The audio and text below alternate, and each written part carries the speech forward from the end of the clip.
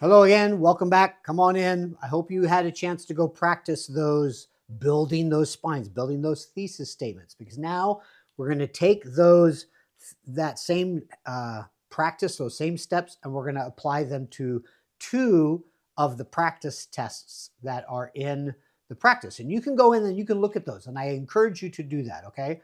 Again, if the video is too long, go as far as you can. Break, stop, pause it, go away, get some water or whatever you got to do, go do jumping jacks, and then come back, okay? So without further ado, let's get into outlining full essays, the spine, or the thesis. That's what we're going to look at today. So we looked at last time the big idea, getting the big idea. Now, as you can see here, I have a grade 4 big idea, and I have a grade 5 big idea. Grade 4, that's the one that we talked about quite a while ago when we did the read and review and we did the highlighting. That's this one. That is that particular set of reading. And that was all about animals and where they live and how the places that they live actually protect them. It helps them survive. And so what I did is in grade 4, it asks you to talk about the different places that animals live based on the reading. So my claim is animals live in special places to survive. Is that an opinion? No, it's just information. I'm just telling you, right? So that's an informative. It matches what grade 4 performance task is asking me to do, to inform. So that's a good claim. It's a nice claim for that particular one. Grade 5, if you go into grade 5, and you don't have to be in grade 5 to go into grade 5, you can go into any of the grades that you want. So, in the practice. So just go in and play. So grade 5, you go in, and this is all about service animals. These are little things like horses and capuchin monkeys and horses and just different comfort animals. Maybe you've seen these kind of animals. People will walk around with like dogs or cats, and they go in all different places, and it helps them maybe with comfort or anxiety. It might help them with just being able to get around. There are seeing eye dogs. Those are service dogs for people who are blind. There are what they call hearing dogs that help deaf people to be able to understand what's going on around them and keep safe as they're out and about in public places. But one of the articles in grade 5 talks about how new laws were getting passed that only dogs and miniature horses would be allowed as a service animal to people in public places like libraries or restaurants or just out and about. And there were lots of different reasons in the article, and you can go back and you can read those. But I wanted to come up with a good claim, a good start that addressed that particular deal. Now I'm going to read this, and then I want to ask you what kind of claim is this, informative or persuasive? Dogs and miniature horses should not be the only service animals allowed in public places. What do you think? Informative or persuasive? If you said persuasive, you're right, because I'm kind of saying that shouldn't happen. You should not limit the number of service animals or the kinds of service animals. People should be able to take whatever service animal that they need to get the job done, to give them help, right? That's at least my opinion.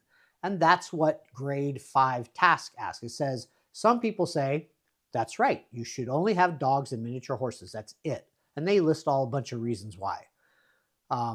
But there's the opposite side that the task, the directions say, but if you want to pick the other side, you want to give the opinion that all service animals should be used, not just dogs and horses, then take that side and write from that. And I like being the guy that argues all the time. So I picked the side that says that dogs and miniature horses should not be the only service animals allowed in public places. They should take whatever they want.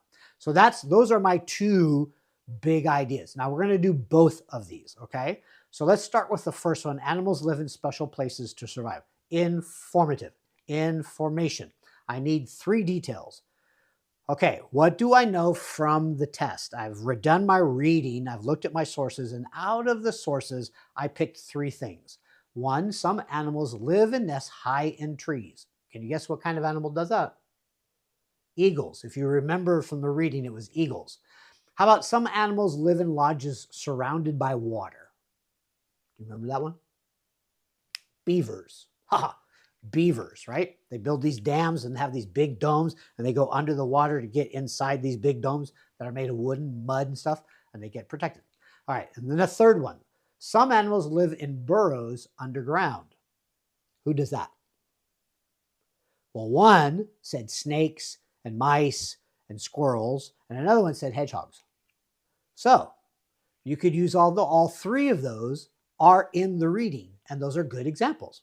So I've made them. Now, if you notice, again, the beginning are very similar. Some animals, some animals, some animals. All right?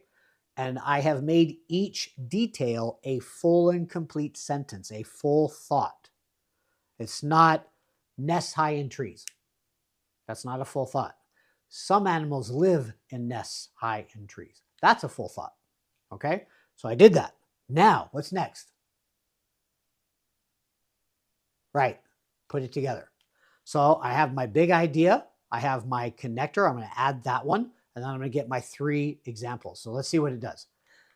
Animals live in special places to survive, such as, there's my connector phrase, such as, I'm going to give some examples, such as nests high in trees, lodges surrounded by water, and burrows underground.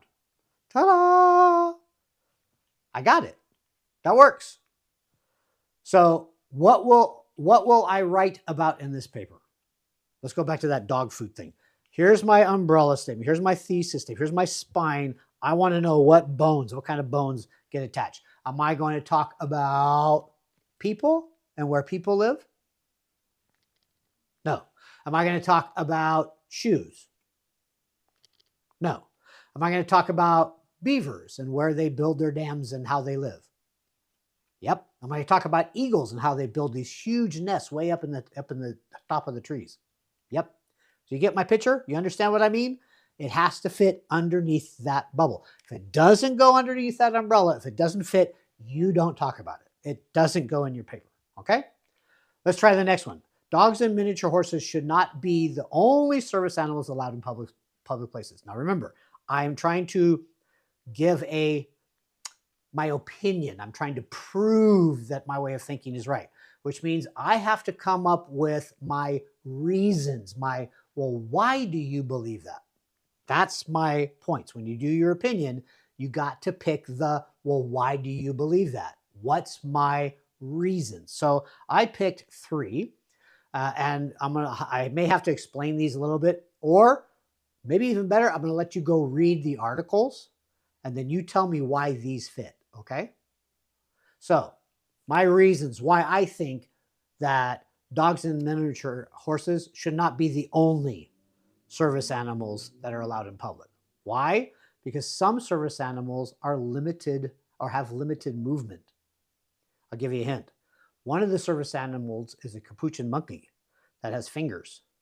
So if I am paralyzed, I can't eat or feed myself. Maybe my glasses are coming down, or maybe I need my glasses. If I asked a dog to feed me, how good would that be? What if I asked a horse? How about if I wanted the horse to put glasses on my head? Or if they slid down and I can't use my hands, I wanted them to move the glasses up so I can see. Or take a fork or spoon and feed me my meal. Can a horse do that? Is that normal for a horse or a dog? No, you need fingers. Well, capuchin monkeys have fingers. So that's one reason why I say some animals, like dogs and horses, have limited movement. What's another reason? Well, service animals are meant to provide comfort. Not all people connect with all animals. Some people might be really, really afraid of dogs, And horses, although they may be miniature, they may be afraid of horses. They may need something more cuddly. Maybe they need a little cat. Maybe they need something that's less threatening to them, that'll give them more comfort. So that's my other reason. It's my second reason, because service animals are meant to provide comfort, and not all people connect with all animals. Last one, many service animals are clean if they use diapers. So that was like one of the things. I don't want pigs in my restaurant because pigs go over and they do the duty thing in the restaurant. That's going to be bad for my business. Well, put a diaper on them. I've seen dogs with diapers. They got little puppy diapers. So make a little puppy or a little pig diaper, or make a little capuchin monkey diaper. Whatever you want to do. So there's that whole, well, it'll make a mess. No. You just put something in place so that they don't make any messes. So that's my third argument, my third reason. Okay, now what's next? I've come up with my main idea. I have come up with 3 details. What's next? Right, put it all together. So let's do that. So big idea plus a connector plus my three reasons or 3 examples. So here we go. Dogs and miniature horses should not be the only service animals allowed in public places. Because, that's a good connector. Because means because of this reason, or for this reason. This is why. Some animals have limited movement. They should provide comfort and are clean if they use diapers. Do I have all 3 parts? All 3 details? Yes, I do. And I've used almost the exact wording. Because, let me go back 1, let me go back 2, because I have written all my details initially as full sentences. So I just take those parts off and then attach and then connect them. That's what that is all about. So that's that one. Put it all together, and now we have this beautiful thesis statement, this beautiful spine. So what am I writing about? I'm writing about some animals have limited movement. I'm going to explain that. I'm going to give an example of that from my sources. They should provide comfort. That's also from my sources. And I can pull that information. I can put my little source 2 or source 3 when I mention that. And then they are clean if they use diapers.